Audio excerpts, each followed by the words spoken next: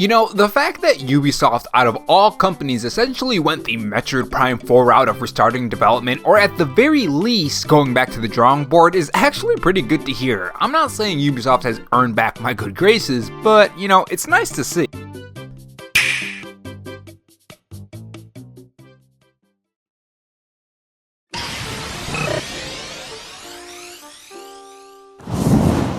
Hey guys, it's Rob here, and welcome back to the RoboChan Show, where we take the gaming news format that channels like Spawnwood or Outlaw do, add a dash of animation and some cool editing on top to bring you your gaming news, leaks, and rumors in a fresh new way. If you're new here and want to be kept up on everything gaming, make sure you subscribe to the channel and leave a like if you enjoy the video and dislike if not. In this video, we are going to talk about the latest Nintendo Switch news, as well as some Xbox news and just general gaming news, because there are some pretty exciting things happening right now. With the first pretty exciting thing for me anyways, since I love the Prince of Persia, is that the Prince of Persia Sands of Time remake is going through a restart in development, or at the very least a overhaul of what they were doing previously. This exclusive was from gaming journalist Tom Henderson, and he has some details on what exactly is going on, what it's gonna look like, and how far along they are. And honestly, by the looks of it, it seems like it's not gonna be coming out anytime soon. This is what Nintendo Life has to say. A new exclusive from gaming journalist Tom Henderson has provided an update on Ubisoft's Prince of Persia Sands of Time remake. The previous update claimed that the project had reached an important milestone, and now according to latest reports,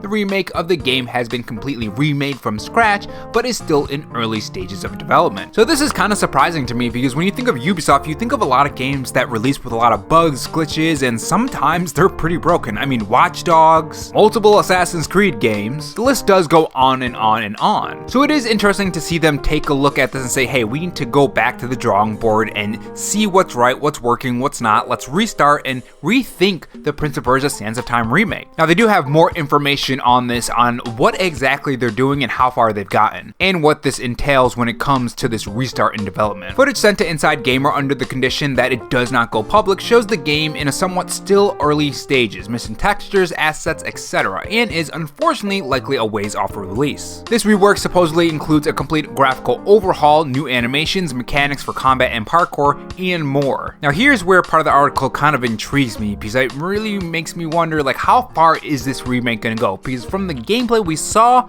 it wasn't what I thought it would be when I think of a Prince of Persia Sands of Time remake, and this sounds a lot more in line with other games. Now they also say Yuri Lowenthal will not be reprising his role as well as the prince, or they suggested, I should say. It's not confirmed yet. Now according to Nintendo Life, sources have told the outlet that more prominent updates could be shared with Ubisoft soon, and we know that Ubisoft is doing their Ubisoft Direct, which is going to happen on June 10th, so keep an eye out for that. Now, it was just the startup screen, but it was the Xbox version specifically, and it does look pretty cool. That's not why I'm mentioning this here. I'm mentioning it because more than likely, we're probably going to see Assassin's Creed Red at that Ubisoft Direct. Now, speaking of Prince of Persia, we do have another new Prince of Persia game. Now, if you guys have been following my content, you guys know I talked about that leaked Prince of Persia game. It seems that it is true. Prince of Persia roguelite from Dead Cells dev revealed, Switch not confirmed, unfortunately, according to Nintendo Life.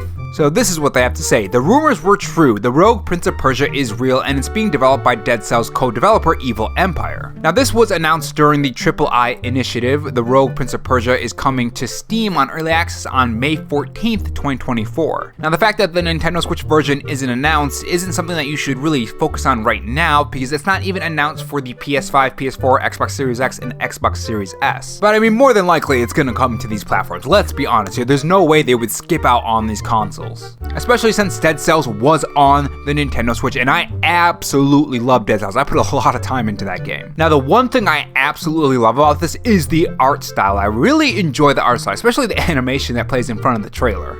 Now this isn't gonna star the Prince, which is kind of interesting because the last game didn't star the Prince either, and this is what the gameplay is described of. Evil Empire is a blending, challenging but accessible platforming and putting the long-running franchise in the roguelite formula in order to take advantage of the series' flashy acrobats. You'll need to save the Prince from the Hun invasion and become a hero. Honestly, again, I was really excited when I heard about this because it's from the Dead Cells developers, so I'm really excited to try this out. Maybe I'll even try to get it on early access on Steam and maybe make a video video on it. And moving on to a game that you guys said I should probably try out, Vampire Survivors. So Vampire Survivors is going to be getting a Contra crossover with their game next month. Now this DLC is going to be releasing on 9th of May, and you'll be able to access that. And honestly, I might pick up Vampire Survivors because I have been looking for some more indie games and just more games to try out. It doesn't usually look like a game that I would enjoy, but again, I said the same thing about Unicorn Overlord, and I love that game, so maybe I'll check it out, and maybe I'll even check out the DLC as well. And speaking of more games, apparently PC is going to be getting a Slay the Spire sequel. Now this did come to the Nintendo Switch as well, but it's only PC for now. Now more than likely, again, just like these games that usually end up being smaller games or indie games or games that would fit perfectly on the Nintendo Switch, you will typically see a Nintendo Switch port about 1 or 2 years later, and sometimes even faster than that. Like if I recall, Dead Cells didn't come to the Nintendo Switch until later on too, so that's what I mean by saying that. But yeah, it looks pretty interesting. Now I did play a bit of this, if I recall correctly. I think I played it on Game Pass.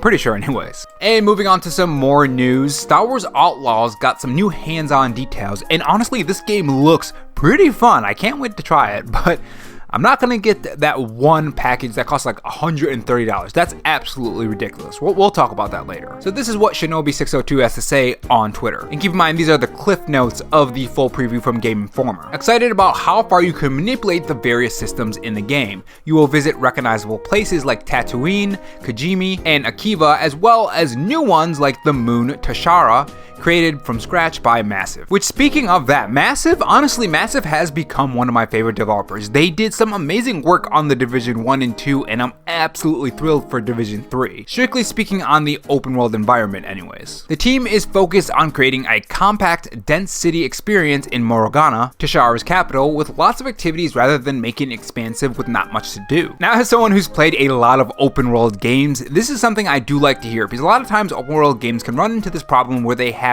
such a large open world and fill it with a lot of activities, but it's not meaningful, it's not fun, it doesn't reward you with maybe cool gear or extra experience, it's just kind of boring. Now we'll see if this is the case with Star Wars Outlaws, but on face value, it looks fantastic, or sounds fantastic, I should say. There are shops, arcade games, betting areas, and sabacc tables in Universe card games. So I know a lot of people are kind of sick of these card games in Universe, or maybe people aren't, I don't know, but I love them. I'm absolutely loving the card game in Final Fantasy VII, so I'm all for this. Each city has a cantina, which serves as a central area for getting intel and finding work. Reputation system represents your standing with the crime syndicates, can range from terrible to excellent. Honestly, so far, this sounds like a really fantastic game. The more I hear about this, the more excited I get for it. So, I was excited for it in the beginning, but the more I hear about it, the more excited I'm getting, and maybe I'll even buy it. I don't know. That price just doesn't sit right with me, $70, so we'll see. I need to see more. Having good rep with any of them can have benefits like coming to your aid when you're in trouble in the open world, offering special stock, or letting you walk around their territory freely. Your creature companion Nyx can be used to distract guards, taking them out and stealth your way around. Using stealth can help avoid your reputation taking a hit if you get in and out of places undetected, which I am 100% gonna attempt a stealth only playthrough. That would be really fun. Disable alarm systems, security cameras, etc. to avoid detection. Being detected will drop your reputation. Choice examples: giving damaging information you found on a job to one syndicate versus the other affects your rep. Your speeder can be summoned instantly, feels excellent and smooth to drive around. You can upgrade your weapons with new abilities to access new areas. So yeah, overall this sounds really fantastic. I'm pretty excited to play this now. I was already a bit excited, but now I'm even more excited. And that's all I have for you guys today. Some pretty interesting news. Make sure you guys tell me your thoughts on all the news we covered in the comment section below, and I will see you guys in the next video. Take care.